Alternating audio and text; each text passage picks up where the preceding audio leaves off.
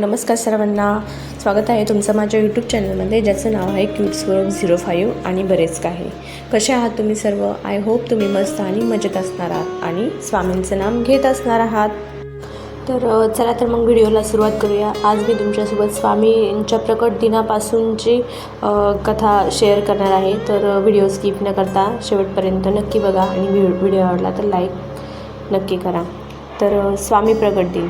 उधळला गुलाल वाजवारे नगारे, त्रैलोक्याचे स्वामी आज धर्तीवर आले.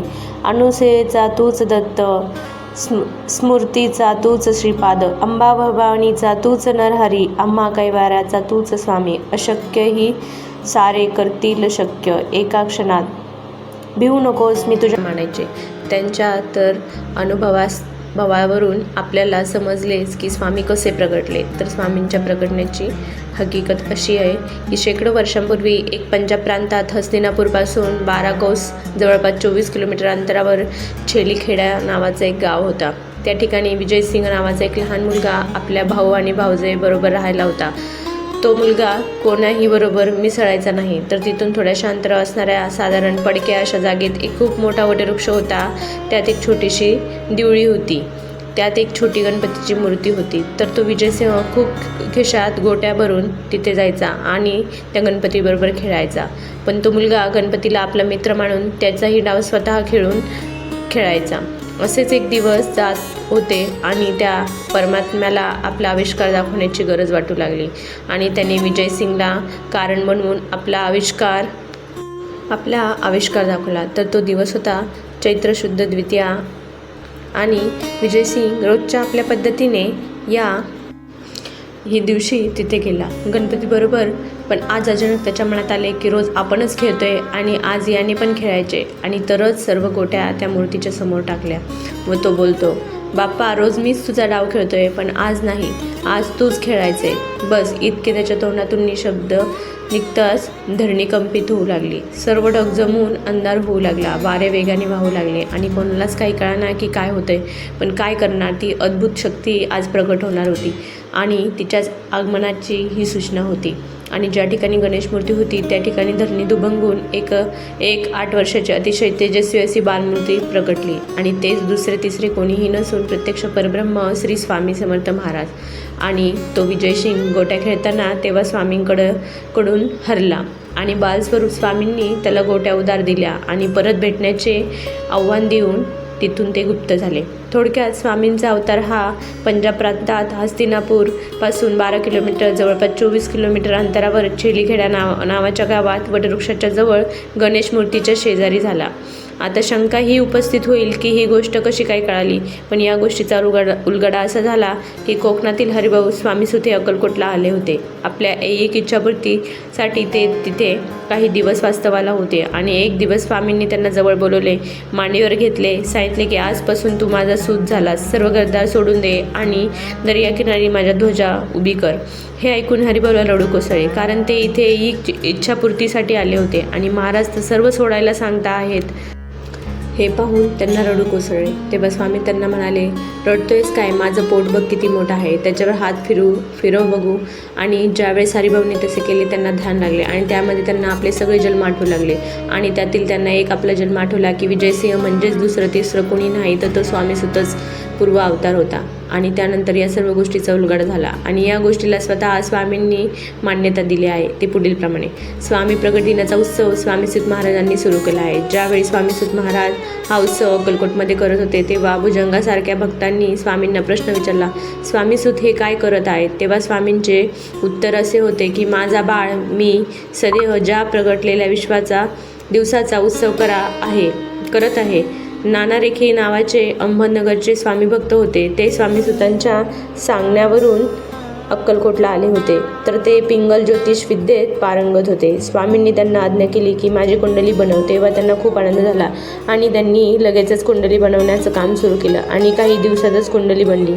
आणि त्यातील स्वामी प्रगटण्याचा मजकूर वरप्रमाणे होता. तर ते ती कुंडली घेऊन स्वामींपाशी आले. तेव्हा तिथे भजनाचा कार्यक्रम सुरू होता. तेव्हा स्वामींनी ती कुंडली भक्ताला सांगून माळ्यावर टाकायला सांगितले.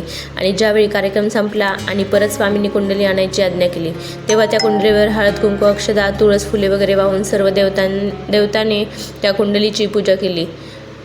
आणि कुंडली पाहून स्वामींनी खूप खुश आणि नानांचा उजवा हात हातात घेऊन त्यांनी आपल्या हातात हात त्यांचा ठेवला आणि त्याच्या हातावर विष्णुपद उमटले. स्वामींचे आत्मलिंग आणि हे त्यांच्या हयातीपर्यंत होते. त्यांच्या हातावर. याचाच अर्थ स्वामींनी वरील कुंडलीला म्हणजेच प्रत्यक्षरित्या स्वामीसुतांनी मांडलेल्या स्वामींच्या प्रगट दिनाला मान्यता दिली आणि त्याचा प्रसाद म्हणून नाना रेखींच्या हातावर विष्णुपद उमटले. आणि आजही स्वामींची कुंडली स्वामींच्या अहमदनगरच्या मठात आहे. रवानी समर्थ महाराज कर्दळीवनातून महाराज कर्दळीवनात योग्यांना मार्गदर्शन करायला येण्यापूर्वी ते जगत वेगवेगळ्या ठिकाणी स्वतःचे खरे नाव ओळख लपवून चंचल भारती दिगंबर बुवा अशा नावाने सुद्धा कार्यरत होते. स्वामी समर्थ प्रगट दिन आपल्या सर्वांसाठी खूप मोठी महापर्वणी. आजच्या दिवशी हा अक्कलकोटस्थ परब्रह्म आपल्या सर्वांच्या पूर्वपुण्याईने आपल्याला प्राप्त झाला होता. या भूतलावर अवतीर्ण होऊन सर्व जगतावर अनंत उपकार करणाऱ्या परब्रह्माचा आज प्रगट दिन व जयंती महोत्सव आहे. हा महोत्सव कोट्यावधी स्वामी भक्तांना नवऊर्जा, धैर्य, दिलासा आणि अगाध करुणा प्रदान करणारा आहे. सूर्याला तेज पुरविणारा आणि मातेच्या हृदयात ममता निर्माण करणारा तेजरूपी मायसागराचा धनी अस्सल आपला श्री स्वामीदेव यांचा चैत्र शुद्ध द्वितीया शके इसवी सन 1149 शेलीखेड या गावी प्रगट झाला होता. आपल्या परब्रह्माचा जन्म जेवढा आश्चर्यकारक आहे त्यापेक्षा लाख पटीने जास्त आश्चर्यकारक त्यांचे जीवनचरित्र आहे. हे आपल्या सर्वांना ज्ञात आहे. इसवी सन 1149 ते 1878 हा स्वामींचा अवतार काळ मानला गेला आहे. परंतु 1149 पूर्वी आणि 1878 नंतरही दृश्य स्वरूपात स्वामींची लीला चालूच होती व आजही चालूच आहे. तेव्हा स्वामींच्या चरित्राचा शोध घेणे सूर्याला गवसणी घालण्यासारखेच महाकठीण कार्य आहे. तरीसुद्धा दयासागर स्वामींनाच शरण जाऊन आपण स्वामी प्रगट दिन सोहळा श्री स्वामी सुत महाराजांच्या पुढील अभंगातून ऐकतच आलो आहोत. दत्त माझा अवतरला दीन भक्तांच्या काजाला, छेडी खेड्या ग्रामा माझी झाला अवतार हा सहजी. गोटी खेळण्याचा रंग तेव्हा मनी झालो दंग, तेथे होता विजय सिंग आता येथे करू रंग. गजानन आनंदला पाहून या त्या खेळाला, नाचता तीच हो कोणी नुपुरे वाजती चरणी. गोटी गोटीचा हा वाद हरीचा हसण्याचा छंद, हसू लागले वक्रतुंड हलवूनी प्रीती सोंड. विष्णुस्तंभी प्रगटले दत्त गोटी फोडून आले, माझ्या स्वामींची करणी कंप होतसे धरणी. गोटी विजयसिंग मारी दुसरी गौरी गोटी होय करी, गोटींचा हो पडला ढिग चकित झाला विजयसिंग. गोटी स्वामी माया झाली स्वामी हस्ती ती शोभली, गोट्या झाल्या रानोमाळ काय मोजेचा हा खेळ. एक प्रहर खेळ स्वामी सुत म्हणे झाला अवतार भक्तांच्या काजाला. तर आपल्याला वरील अभंगात स्वामीसुतांनी स्वामी प्रगट दिनाचा प्रसंग वर्णन केला आहे. स्वामीसुतांनी स्वामींच्या प्रगट दिनावर भाष्य करणारे अनेक अभंग लिहिले आहेत. त्यापैकीच हा एक आहे. तर तुम्हाला ही स्वामी महाराजांची प्रगट दिनाची कथा कशी वाटली मला नक्कीच कमेंट करून सांगा.